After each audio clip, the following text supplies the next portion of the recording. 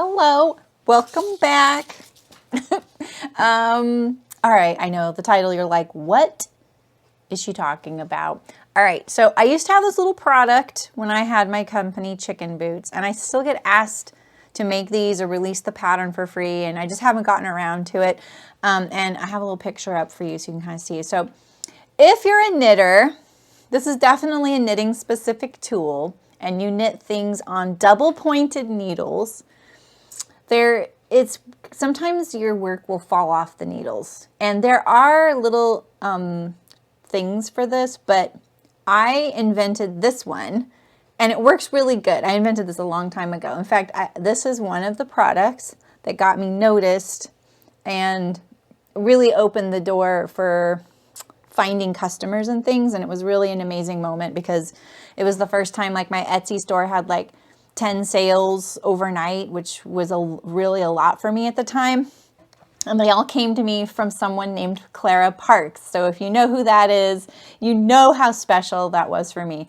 And she put it in her newsletter and I didn't even know I had ordered from her. Maybe I probably didn't recognize her name or something, or maybe someone else ordered it. I don't know.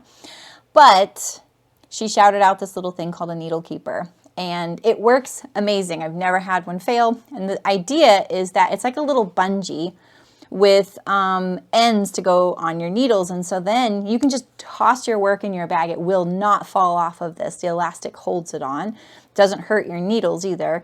And it won't bend your needles either as long as you're using the right length. And so people, when they figured this thing out, they loved it and it worked really well. If you do magic loop, I don't want to hear it. Yeah, I know you use magic loop. Good for you. I like double pointed needles. Magic loop's fine once in a while, you know. Anyway, we're going to sew in today. All right, so you need, I didn't even measure this. That's so funny. Okay, this is 3.5 inches long by 2 inches wide, and you want to round the corner, all right? That's the only pattern piece you need. 3.5 inches long, 2 inches wide, and just round this little corner here. This isn't that important. Even if you don't round it that much, you can just round it a little bit, all right? Now you're going to cut 2 outer fabric, 2 lining fabric, 2 pieces of stiffener. Now, the stiffener is a little bit important. You want something that's actually pretty sturdy because a lot of y'all use some super sharp double pointed needles and you don't want this to poke straight through. Like people have tried to copy me on this and people have said, oh, theirs don't work that great. And it's because they don't understand the science behind it. I tested this thing. I'd never released a product unless I tested it. And this was I was in a sock making phase when I designed this thing, you know? So I tried all kinds of things. I made this product so complicated, and this is what I finally settled upon, and it worked really great. So these are the things you need. You need a piece of 3/8 inch elastic. This one right here is 3 inches long. So if you use short double pointed needles that are 6 inches long or shorter, you want a 3.5 inch piece of elastic. If you use longer double pointed, anything over 6 inches, you're going to want a 5 inch piece of elastic. I use braided elastic. See, it looks like this. See that? See those grooves in it? Braided elastic. It's great. Very, very strong. It's only 3/8 inch wide. You could use something wider, like a 1/2 inch. That's fine. 1/4 inch might be okay. I don't know. I've never tested 1/4 inch. But yeah, and you want, this is similar to, oh, I have a little cut in mine. I think it's Pellon 70. You don't need it to be fusible. It's a dense stiffener. I feel like maybe batting would work. I don't know. We're going to do some binding. The binding might be okay if you don't use something as stiff as this. So you might not even need to use stiffener. Maybe it's the binding that's kind of the trick. But all right, let's just get to it. I got to remember how to sew this thing too. All right, so we're going to put the one outer and one lining right sides together, and I'm going to put the outer piece on top of the stiffener. I love how I decided to sew one of these. I literally don't even remember how to do it. I didn't even mark the notch, so bear with me here. All right, so mark a halfway point, okay? I hope I remember how to do this. If my old assistant is watching me, she's going to be like, oh my God. All right, we're going to put the elastic just to the right of that halfway point, just somewhere along that, because this is going to fold in half, all right? And we're going to sew straight across this edge, 1/4 inch seam. All right, just like that, okay? And then now we're going to turn this edge, and this is going to be stiff right here, right? So you can see it's pushing against it. And we're going to edge stitch this. So hold this firm. Hold that bottom lining if you need to. And it should look like that. All right, now we're going to do the same on the other side. So same thing, we're going to put your outer fabric on top of the stiffener. And don't get confused here. Just flip this over, line it up like this so you put the elastic in the same place like that. You see that, how I did that, or straight across like that? And then put your lining on top. Same thing, 1/4 inch seam. All right, and then we're gonna flip it again. And edge stitch it. I know I'm making this look easy. I've sewn hundreds of these. And my industrial machine really doesn't have a problem with that. This stiffener may seem really dense, but it's actually not too hard to sew. All right, now we're gonna fold this in half, just like this. Make a little pocket like that, and we can tack it right now. All right, and we're gonna do the same on the other side. And so right now, your elastic should be on the same side, like the bottom. This is on the bottom of each one of these. You don't want it like going to the top of this one and the bottom of this one, right? So that's what it looks like, right? Let's tack this one. And now we're gonna bind this edge. I know, it's gonna be fine. It doesn't have to look great, all right? It's a very short amount of binding, but I will tell you, this is a little heavy duty. This is exactly why I haven't released this pattern. People are like, please do this pattern. It's like, you know, 2% people actually use double point needles and love this thing. It wasn't a huge thing for me, but it isn't easy to sew this step as far as heavy duty goes, and I know that, and so I just felt like it would be frustrating for people, and I don't want people to be frustrated. So, but I figured to just give you, you know, benefit of the doubt and let you try it, and I won't judge. I mean, I won't assume your machine can't do it, right?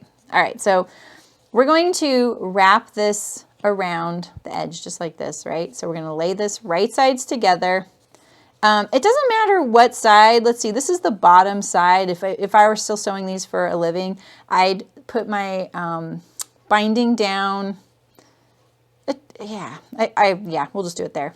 I used to have a label on mine too, which added some thickness. We're going to go around this edge, but when we get over here, we're going to also wrap around like that. So don't go crazy sewing yet, all right? So just get going here. All right, and then gently pull your binding a little bit. Pick up your foot if you need to. And now right about here, I'm gonna cut off, I let it hang off about 3/4 of an inch or an inch. And I'm gonna tuck it under there. I'm gonna use my awl. Tuck it back under there, and then now keep sewing.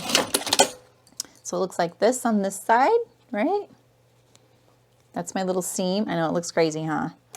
I obviously did not sew this very accurately. It's been like 5 years since I've sewn one of these at least.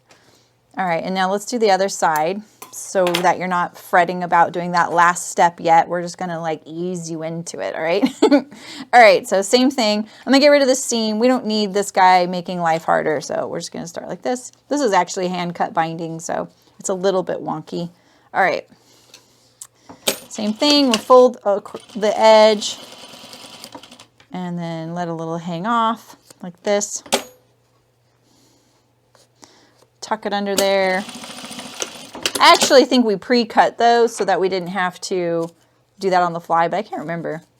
All right, trim this down. You just want it to fill up the binding, so I trim it down to like 1/4 of an inch, so nice, somewhat even edge. All right, and so now we're gonna pull this binding to that outer edge, right? And look, it's really tight right there. That's okay. We're gonna pull it over, all right? Look how tight that is. That's gonna kind of help us sew it. It makes it less bulky too, because it's less fabric. Same with this side. And I'm kind of putting my finger right here and pulling it over like that, all right? And then kind of straighten it out. All right, and so now we're gonna tuck in this corner and we're gonna sew it down. You just have 4 inches of sewing left, all right? All right, so now I have to kind of pick this up like this. I'm like pulling it like this, whoop, like that, so that I can turn this corner down, right? And now I'm gonna turn my edge down along the long raw edge and then fold it down to the stitching line, all right? Let me show you one more time. All right, so this is how I do the ends of anything that's bound that goes to like, just lops off at the end right there. So I turn down this little corner right here. And then along this long edge here, now we're just gonna turn it down. So the only extra step I'm doing is that first little corner turn. All right, and so now we're gonna turn it down to the, you want it to go just past that first stitching line. The awl is gonna be really helpful here because it's a little bit fiddly. So yeah, I'm gonna do back stitch there. I stop right now and I start adjusting this because it's such a short amount of sewing. You want this to be in its spot. And I'm gonna do the same thing. I pull this here. I turn down this little corner. I'm turning it away from me now. Kind of pull it a little bit and turn down that long edge. And then look at that, there it is. We're ready to stitch it down. Tuck my finger in there to get that raw edge. Just like this, all right. And I'm gonna go a little slow right here because it gets really thick right here. And this machine wasn't the one I had calibrated for sewing this kind of thing, so I wasn't sure what it was gonna think. Ooh, that actually looks better than some of the ones I used to sew. All right, so let's do this next one.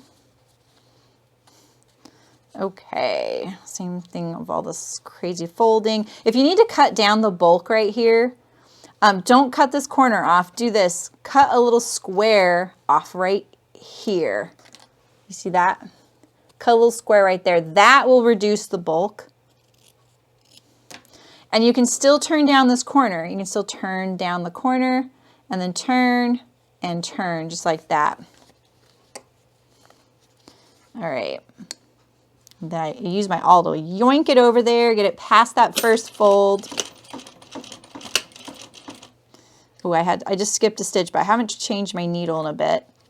I don't know when the last time it was because I haven't been sewing whole garments lately. Okay, let's, I'm gonna tuck that little raw edge of the turn back binding from the very first step. I'm just tucking it in there and then pulling my binding to cover it.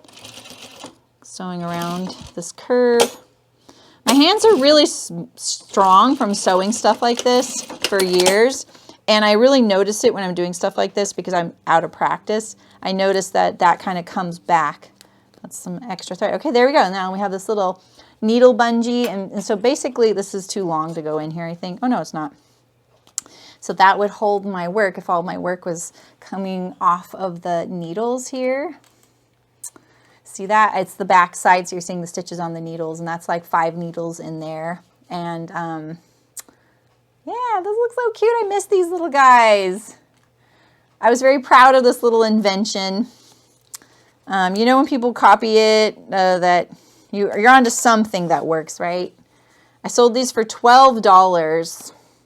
That seems so cheap to me now, and I know a lot of people had a problem with that back then, but they were just so well made. You could throw it in the laundry and everything. I don't even need one of these. What am I going to do with this? Yeah, these are fun. I would bring 100 of these to a show, and I would be sold out by the end of the show. 100 of these. Isn't that crazy? But it takes, everything I did took a lot of explaining. I was always like, this is what you do. I had a whole little spiel for it, and they'd be like, huh, you know. So it was just one of those funny things. I would always sell them on the very first day of Madrona. Oh, I'm feeling nostalgic. So, all right, I have a letter for Santa. Let's put on our lucky antlers or moose somethings, as someone called the moose. Moose? Okay. All right, this one, I don't think everyone's going to be on board with this one. This is definitely a Saremy-ism.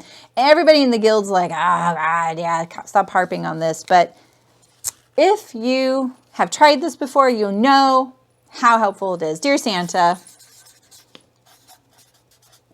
I hope Santa sews a lot so he understands, right?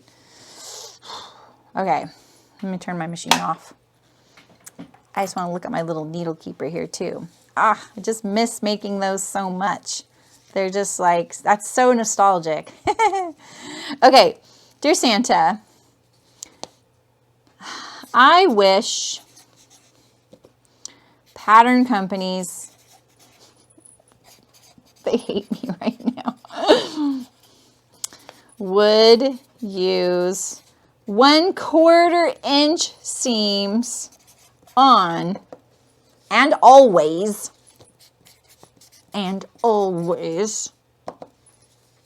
necklines, collars, collar stands,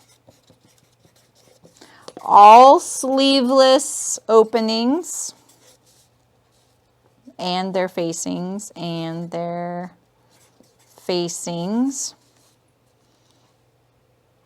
That's pretty good. I'll stop there. And always. Necklines, collars, collar stands, and all sleeveless armholes and their facings. Because it's 1,000,000,000% easier to sew. Love you. Mean it. Saremy. I would never say something like this. I wouldn't even say this. You know how it is. Okay, what do we deserve today? This one's really big. I don't like eating these on camera, but I'm really craving one of these. This is the, what is this, peppermint cookie? I think Malin, who's a mod in the live stream, she said one of these stores opened at her mall or somewhere in Sweden near her. Mall? In your mall, Malin? Am I just getting your name and that mixed up? Anyway, a freestanding store. This isn't my favorite chocolate, but that would be pretty cool. I'd love to see all the different varieties. Peppermint cookie.